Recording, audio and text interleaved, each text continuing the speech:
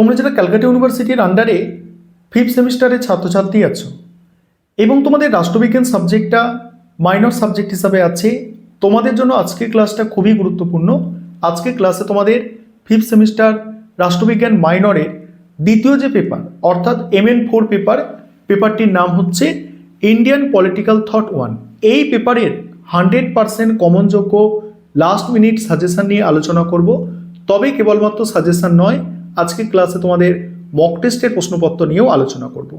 আর তোমরা যারা ইংলিশ ভার্সনের স্টুডেন্ট আছো তোমরাও আজকে ক্লাসটা দেখো, কারণ সাজেশন এবং মক টেস্টের প্রশ্নপত্র বাংলায় তো থাকছে, তার সঙ্গে সঙ্গে তোমরা শেষে ইংলিশেও পেয়ে যাবে। প্রথমেই কোয়েশ্চেন প্যাটার্নটা একবার তোমাদের মনে করাবো। তোমাদের 10 নম্বরের প্রশ্ন 2টো অ্যান্সার করতে হয়, 5 নম্বরের প্রশ্ন 3টে এবং 20 নম্বরের প্রশ্ন 2টো। এবং 10 এবং 20 নম্বরের জন্য প্রথম মডিউল থেকে যে প্রশ্নগুলো তৈরি করবে ভালো করে শোনো। কৌটিল্য থেকে একটা প্রশ্ন তোমাদের আসবে, কৌটিল্যের কূটনীতি সম্পর্কে ধারণা বা কৌটিল্যের সপ্তাঙ্গ তত্ত্ব। এই দুটো প্রশ্নের মধ্যে থেকে একটি প্রশ্ন তোমরা পরীক্ষায় অতি অবশ্যই কমন পাবে, কৌটিল্যের কূটনীতি সম্পর্কে ধারণা বা কৌটিল্যের সপ্তাঙ্গ তত্ত্ব। দ্বিতীয় প্রশ্ন, প্রাচীন ভারতের রাষ্ট্রচিন্তার প্রধান বৈশিষ্ট্য আলোচনা করো। প্রাচীন ভারতের রাষ্ট্রচিন্তার প্রধান বৈশিষ্ট্য, এটা 10 বা 20 নম্বরে তোমরা কমন পাচ্ছই। মধ্যযুগের রাষ্ট্রচিন্তায় আবুল ফজলের অবদান আলোচনা করো, মোস্ট ইম্পর্টেন্ট। পরের প্রশ্ন, সমন্বয়বাদ বলতে কি বোঝো? সমন্বয়বাদের প্রসারে কবিরের অবদান আলোচনা করো। সমন্বয়বাদ বলতে কি বোঝো? সমন্বয়বাদ প্রসারে কবিরের অবদান আলোচনা করো। এবং আরেকটি প্রশ্ন এখান থেকে আমি রেখেছি, মধ্যযুগের রাষ্ট্রচিন্তায় বারাউনির অবদান, বা প্রশ্নটা ঘুরে আসতে পারে বারাউনি ও আবুল ফজলের চিন্তার একটি তুলনামূলক আলোচনা করো।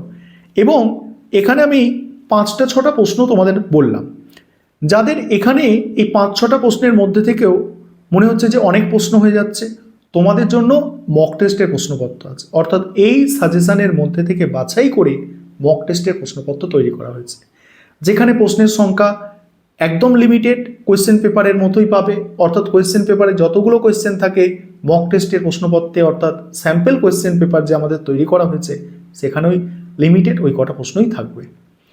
মডিউল 2 থেকে 10 নম্বর এবং 20 নম্বরের যে প্রশ্নগুলো তোমরা তৈরি করবে ভালো করে শোনো। প্রথম প্রশ্ন, উদারনীতিবাদের বিকাশে রামমোহন রায়ের অবদান। দ্বিতীয় প্রশ্ন, আইনের শাসন ও সামাজিক ন্যায় বিচার সম্পর্কে রামমোহনের মতামত। 3 নম্বর প্রশ্ন, রাষ্ট্র সম্পর্কে গান্ধীজির ধারণা আলোচনা করো।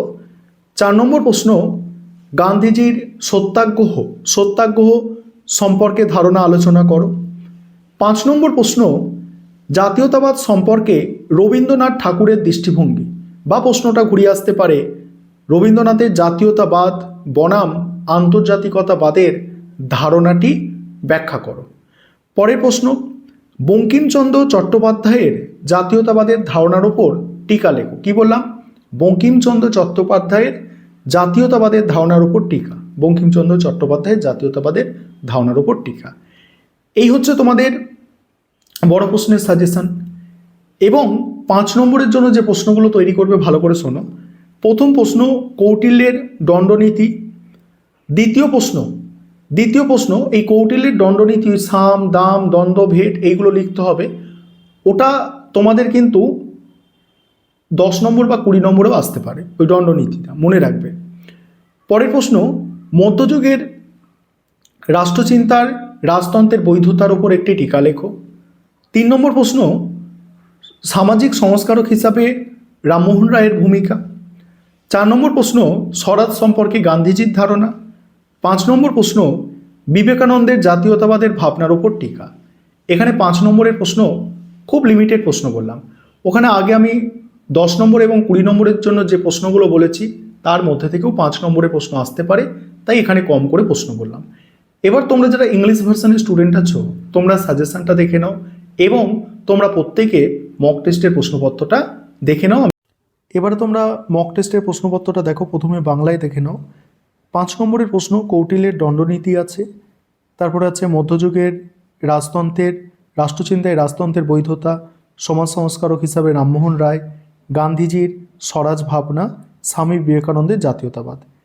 মডিউল 1 থেকে বড় প্রশ্ন আছে কূটনীতি সম্পর্কে কৌটিল্যের ধারণা, প্রাচীন ভারতীয় রাষ্ট্রচিন্তার প্রধান বৈশিষ্ট্য।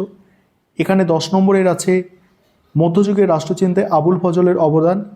তারপরে আছে সমন্বয়বাদ বলতে কী বোঝো, এর প্রসারে কবিরের অবদান। মডিউল 2 থেকে 20 নম্বরের প্রশ্ন আছে উদারনীতিবাদের বিকাশে রাজা রামমোহন রায়ের অবদান, রবীন্দ্রনাথের জাতীয়তাবাদ বনাম আন্তর্জাতিকতাবাদের ধারণা।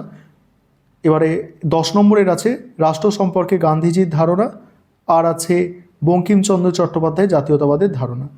এবার ইংলিশ ভার্সন তোমরা যারা আছো তোমরাও মক টেস্টের প্রশ্নপত্রটা দেখে নাও, আমি স্ক্রল করে যাচ্ছি, দেখে নাও সম্পূর্ণ তোমরা মক টেস্টের প্রশ্নপত্রটা দেখে নাও।